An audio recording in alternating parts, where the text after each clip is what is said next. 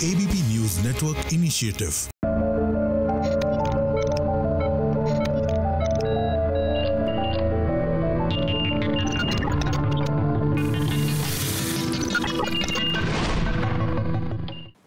नमस्कार, माझा डॉक्टर कार्यक्रमात मी डॉक्टर महेश चिटणीस सर्व प्रेक्षकांचं मनपूर्वक स्वागत करतोय.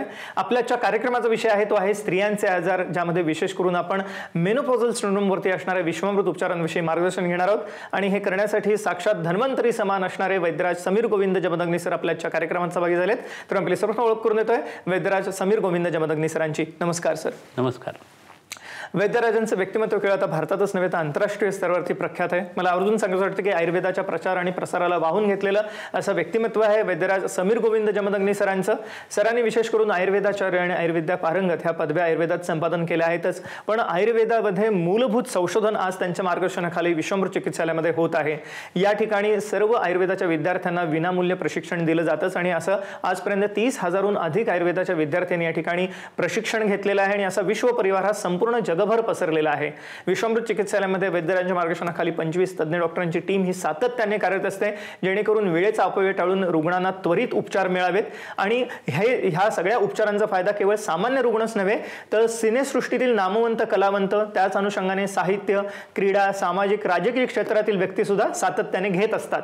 आपल्याला माहितीच आहे की गेल्या काही वर्षांमध्ये विविध आजारांचं प्रमाण आपल्याला वाढलेलं आढळतं, ज्याच्यामध्ये जीवनशैलीशी निगडीत समस्या आहेत, ज्याच्यामध्ये डायबिटीज, हायपरटेन्शन, हार्ट डिसीज सारख्या समस्या आपल्याला दिसतातच. पण त्याच अनुषंगाने हॉर्मोनल इम्बॅलन्सची समस्या गेल्या काही वर्षात आपल्याला वाढलेली आढळते, ज्याच्यामध्ये PCOD खास करून मुलींमध्ये किंवा थायरॉइड सारखी समस्या आपण वारंवार बघतो. याच अनुषंगाने विविध स्वरूपाचे पोटविकार, ज्याच्यामध्ये ऍसिडिटी, आम्लपित्त, बद्धकोष्ठता किंवा IBS सारखा आजार आहे, कोलायटिस सारखी समस्या आहे, पाइल्स फिशर्स फिशुला म्हणजे मुळव्याध बगंदर सारखे आजार आहेत, विविध प्रकारचे श्वसन विकार ज्याच्यामध्ये दमा, अस्थमा, ॲलर्जी आहेत, त्वचा रोग ज्याच्यामध्ये सोरायसिस, विटिलिगो, एक्झिमा किंवा खास खरूज नायटा सारखे प्रकार आहेत.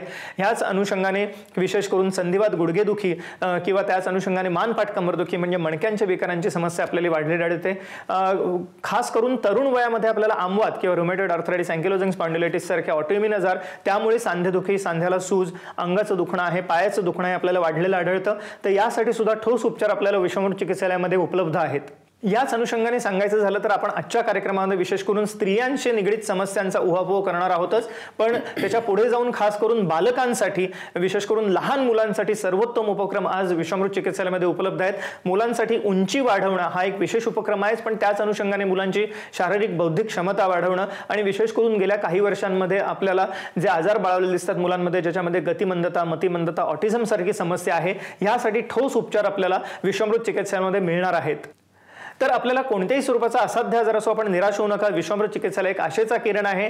आपण जरूर कॉल करा पुढील नंबरवरती. संपर्कासाठी जो आपण स्क्रीनवरती नंबर बघत आहात विश्वामृत चिकित्सालयाचे हेल्पलाईन नंबर आहेत, ह्याच्यावर आपण फोन करू शकता, अपॉइंटमेंट घेऊ शकता आणि या सर्व उपचारांचा लाभ घेऊ शकता. विश्वामृत चिकित्सालय आता पुणे, मुंबई आणि कोल्हापूर या तिन्ही ठिकाणी कार्यरत आहे.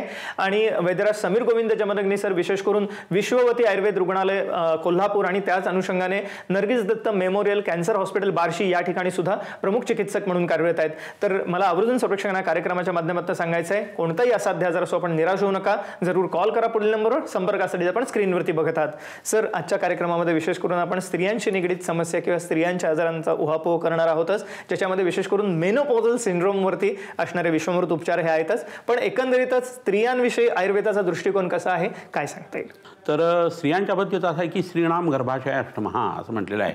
तर तिचा गर्भाशय हा एक वेगळा अवयव आणि स्तन्याशय हे दोन वेगळे अवयव जे आहेत ना ते खूप महत्त्वाचे आहेत.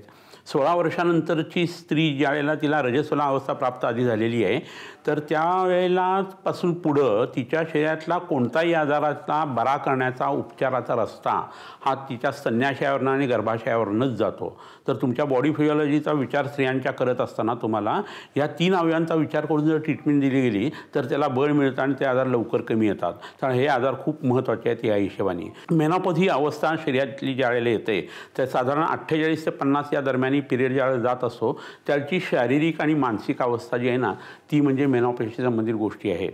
आणि जवळजवळ 1.5 मिलियन बायका ज्या आहेत त्या दरवर्षी मेनोपॉझल सिंड्रोमला बळी पडत असतात आणि त्यांची लक्षणं वेगवेगळ्या पद्धतीची दिसत असतात.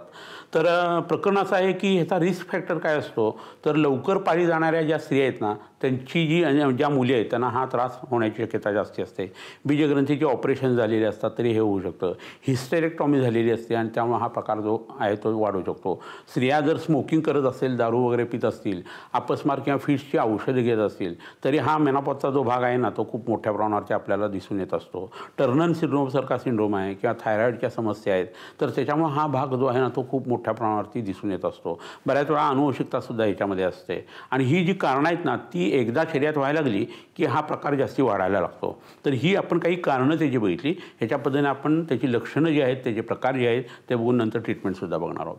एक मुलाचं विवेचन केलं आपल्याला आता वैद्यराजांनी एकंदरीतच स्त्रियांच्या असणाऱ्या मानसिक आणि शारीरिक अवस्थेबद्दल आणि सगळ्यात महत्त्वाची गोष्ट याच्यामध्ये की आयुर्वेदाने एकंदरीतच ह्या असणारे खास करून स्त्रियांचे आजार टाळण्यासाठी सुद्धा काही गोष्टी सांगितलेल्या आहेत.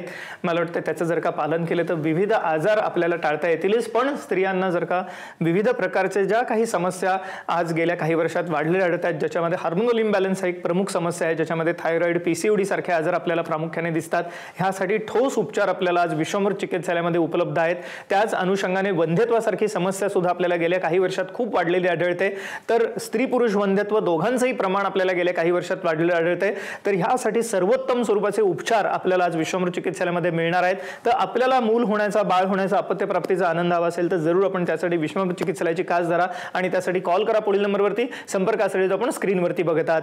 सर, अर्थातच या अनुषंगाने विविध प्रकारची जी कारणं आहेत मेनोपॉज सिंड्रोमसाठीची त्याविषयी आम्हाला सांगा. आता आपण कारणांचा काही उहापोह केला तर केमोथेरपीसारखी प्रक्रिया जर शरीरामध्ये सुरू असेल तुमच्या वेगळ्या आजारांसाठी तरीसुद्धा हा मगाशी म्हटलं तसं मेनोपॉजचा त्रास जो आहे तो स्त्रियांना जास्त मोठ्या प्रमाणात होऊ शकतो.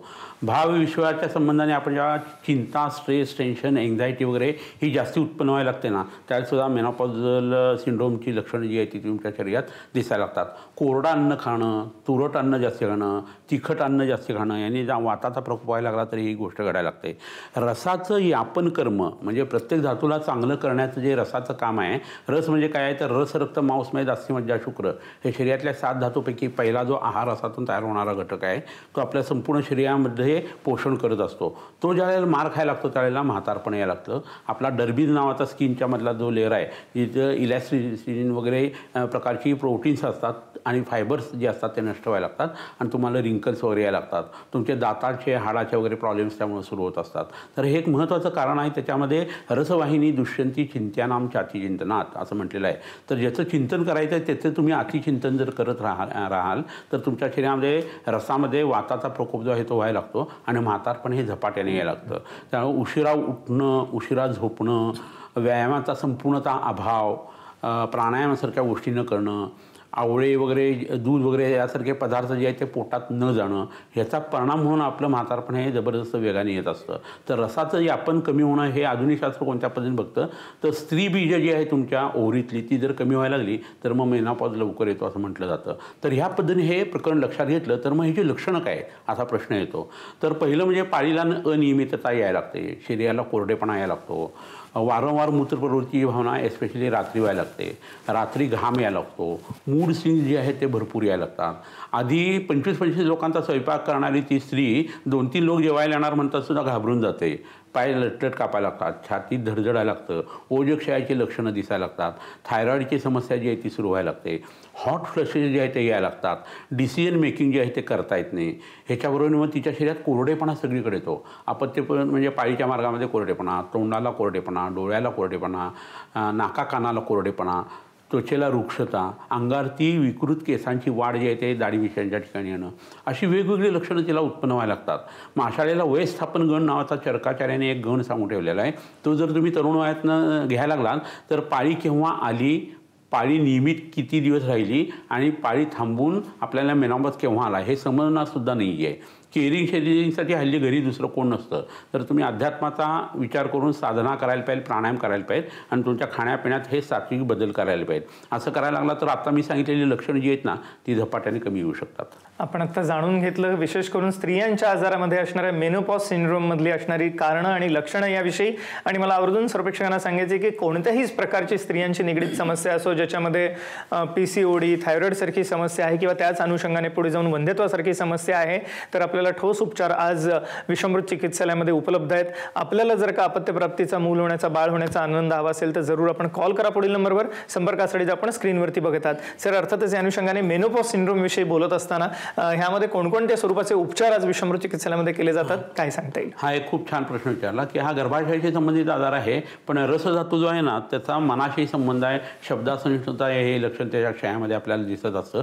चिंतेचा त्याच्याशी संबंध आहे. म्हणजे तुमचं ब्रेन, तुमचं हृदय, तुमचं किडनी आणि तुमचं गर्भाशय हे वाया रसधातू सगळं जोडलं गेलेलं आहे. तर असं म्हटलं जातं की स्तन्याशय जे आहे आपल्या शरीरातलं स्त्रियांच्या, त्याचं पोषण जे आहे ते गर्भाशयातलं रज ऊर्ध्वगामी होऊन होत असतं. म्हणजे ते रज जे आहे ते ऊर्ध्वगामी कसं काय होतं, तर त्या मिल्क लाईन आत्ता युरोपियन लोकांना मिळालेल्या आहेत. बाळ जन्माला आल्यानं जर आईच्या पोटात तिथे ठेवलं उपडं तर हळूहळू ते कासवासारखं वर चढत जातं आणि स्तनाला जाऊन लुचायला लागतं. त्याला ब्रेस्ट कॉल असं म्हटलं जातं. आणि ती जी हालचाल आहे त्यामुळे तिला वात्सल्य वाढतं आणि अंगावरती दूधसुद्धा येतं. हल्ली दूधसुद्धा स्त्रियांना खूप मोठ्या प्रमाणात येत नाही, कारण रसधातूची विकृती, गर्भाशयाची विकृती, गर्भाशयाची परिचर्या जी आहे रजस्वला अवस्थेत पाळायची नाही, गर्भिणी परिचर्याने, सुतिका परिचर्याने, त्यामुळे अंगावरचं दूध जे आहे ते कमी होतं. तिथं स्तन्याशयावरची काही लेप जर लावले गेले तर गर्भाशयाचं आरोग्य सुधारतं.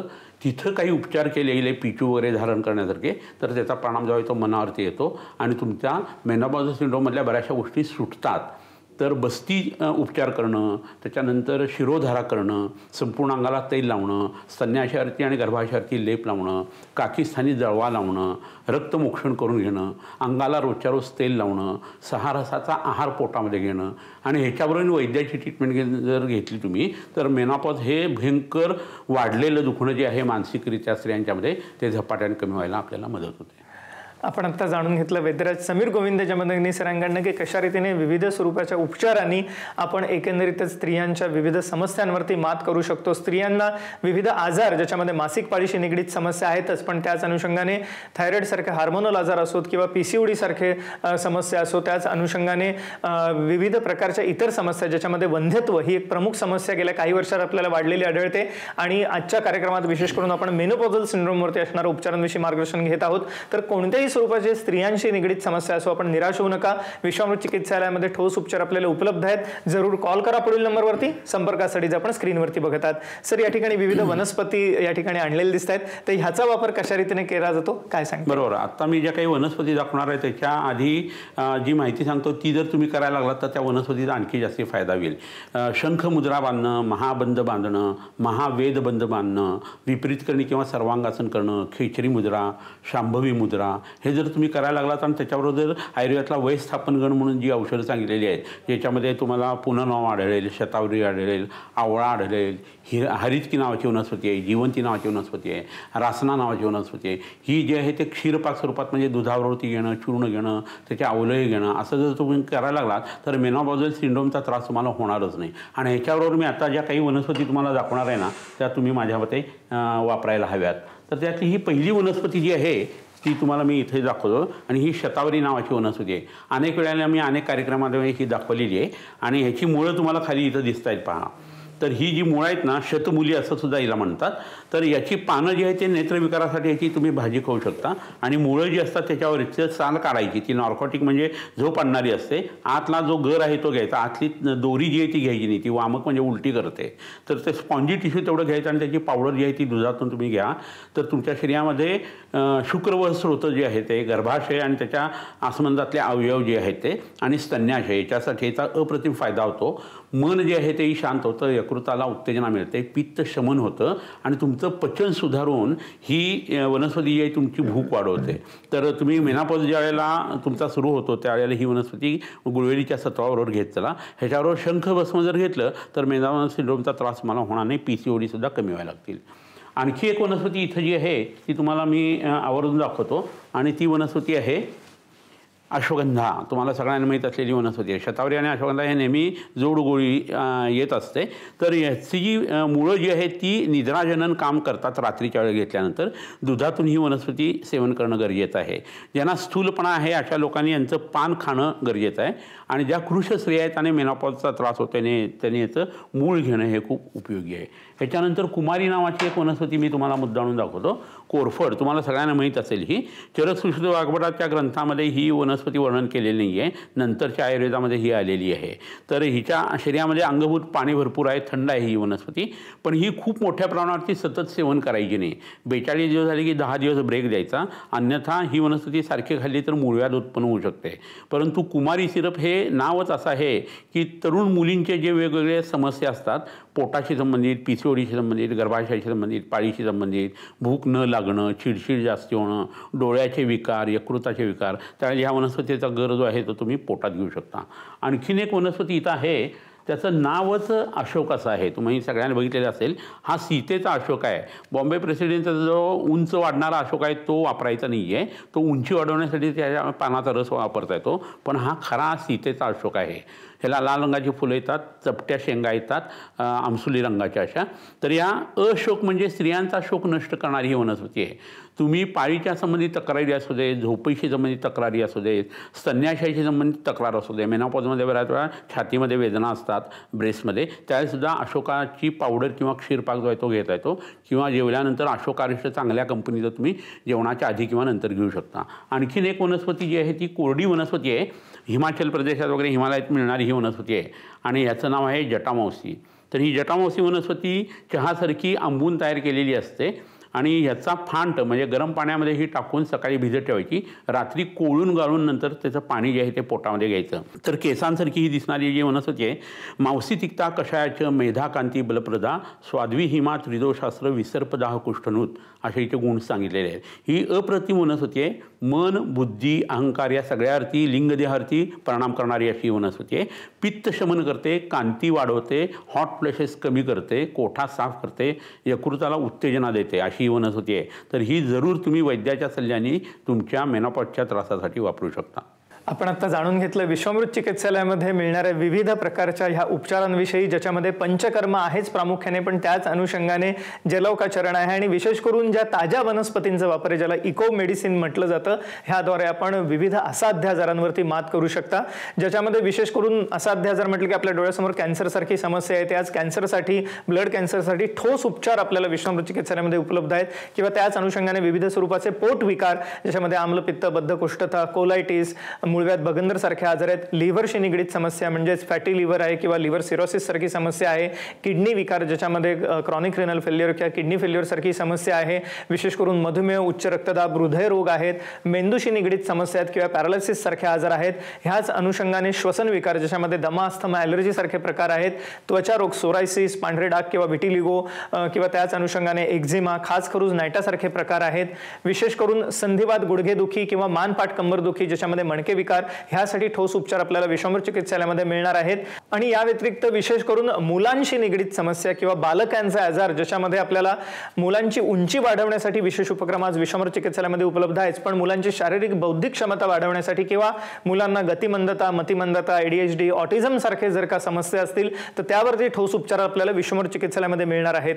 आजच्या कार्यक्रमामध्ये विशेष करून आपण स्त्रियांशी निगडीत समस्या, ज्याच्यामध्ये मेनोपॉज सिंड्रोमवरती असणाऱ्या विश्वामृत उपचारांविषयी मार्गदर्शन घेतलंच, पण त्याच अनुषंगाने गेल्या काही वर्षांमध्ये PCOD किंवा थायरॉइड सारखी समस्या आपल्याला जी वाढलेली आढळते किंवा स्त्री पुरुष वंध्यत्वाची समस्या आहे, यासाठी ठोस उपचार आपल्याला विश्वामृत चिकित्सालयामध्ये मिळणार आहेत. तर आपल्याला अपत्य प्राप्तीचा, बाळ होण्याचा, मूल होण्याचा अन्न जर का हवा असेल तर जरूर आपण कॉल करा पुढील नंबरवरती. संपर्कासाठी जो आपण स्क्रीनवरती बघत आहात. सर, जाता जाता आमच्या प्रेक्षकांना आपल्याला काय सांगायला आवडेल? कसं होतं, नाकामध्ये तेल घालणं, कानामध्ये तेल घालणं, डोळ्यामध्ये अंजन घालणं, तोंडामध्ये गंडूश धारण करणं, ह्याच्याबरोबर वमन, विरेचन, बस्तीसारखे प्रकार जे आहेत ते तुम्ही जर वापरले, रसायन चिकित्सा आयुर्वेदातल्या आणि वाजीकरण चिकित्सा जर तुम्ही वापरली तर तुम्हाला मेनोपॉजचा त्रास जो होतोय तो झपाट्याने कमी होत जाईल आणि नंतर तुम्हाला तुमचं जीवन जे आहे ते जास्ती सुकर झाल्याचं जाणवेल. या गोष्टीचा परिणाम म्हणून तुमचं म्हातारपण पुढचं जे आहे ते आरोग्यदायी जाईल. फक्त 2 वेळा तुम्ही जेवत चला, संध्याकाळचं जेवण कमी करा आणि जवळच्या वैद्याचा सल्ला घेऊन मेनोपॉजमधून मुक्त व्हा. एक मोलाचा सल्ला दिला आपल्याला आता वैद्यराज समीर गोविंद जमदग्नी सरांनी. जाता जाता आयुर्वेदाच्या प्रचार आणि प्रसारासाठी वाहून घेतलेलं असं व्यक्तिमत्व आहे वैद्यराजांचं आणि मला आवर्जून सांगायचं वाटतं की त्यांच्या मार्गदर्शनाखाली विश्वामृत चिकित्सालय पुणे, मुंबई, कोल्हापूर या तिन्ही ठिकाणी कार्यरत आहे. 25 तज्ज्ञ डॉक्टरांची टीम या ठिकाणी सातत्याने कार्यरत असते, जेणेकरून तात्काळ उपचार हे सर्व गरजू रुग्णांना मिळावेत. आणि मी मगाशी सांगितल्याप्रमाणे केवळ सामान्य लोकच नव्हे तर सिनेसृष्टीतील कलावंत, राजकीय, सामाजिक, क्रीडा सर्व क्षेत्रातील मान्यवर ह्या उपचारांचा लाभ घेण्यासाठी उपचारासाठी विश्वामृत चिकित्सालयामध्ये येत असतात. तर आपल्याला कोणत्याही स्वरूपाचा असाध्य जर असो, आपण निराश होऊ नका. जरूर कॉल करा पुढील नंबरवरती. संपर्कासाठी आपण स्क्रीनवरती नंबर बघता तर विश्वामृत चिकित्सालयाचे हेल्पलाईन नंबर आहेत, ह्याच्यावर आपण फोन करू शकता, अपॉइंटमेंट घेऊ शकता आणि या सर्व उपचारांचा लाभ घेऊ शकता. सर, आपण आजच्या आमच्या कार्यक्रमात सहभागी झालात आणि अमूल्य मार्गांचा प्रश्न केलं त्याबद्दल मनपूर्वक आभार. धन्यवाद. नमस्कार.